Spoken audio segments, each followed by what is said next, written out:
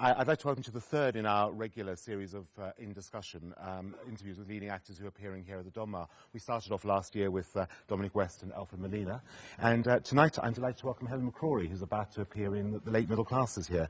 But of course you've appeared regularly here over the years. I mean, this and the Almeida, I think, are your two most regular theatre homes, aren't they? Yeah, I think I've appeared now more in the Donmar than any other actor. Right. Yeah, and my bank balance can prove that.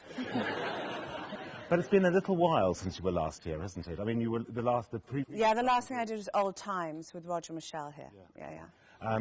So what's kept you away for all this time, and what's brought you? Why has this brought you back in particular? I mean, nothing's really. I mean, what's kept me away is living in the States and having 2 children, and that. But that's it. I'm delighted to come back. So the approach to do this play, you haven't done any Simon Gray before, I don't think. No. No.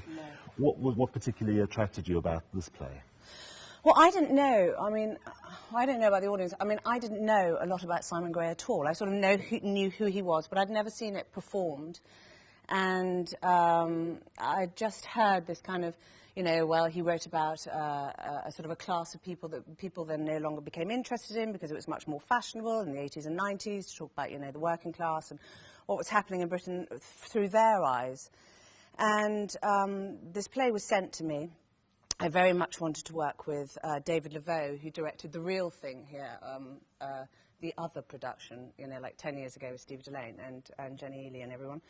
And really wanted to work with him, and they said Simon Gray. I was like, and I read the first 3 pages, and I thought, yeah, this is exactly what I imagined it would be. It was all sort of, Bunty, it's just chucked, and I just thought, okay, right, who gives a shit, And as you read it more, you just suddenly, this fantastic play unfolded, and sort of a very, very black comedy, not at all what I expected Simon Gray to be, and especially to do it here.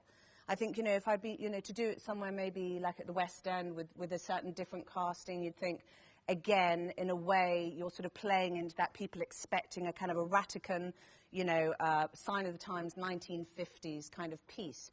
But it isn't, or we're not doing like that.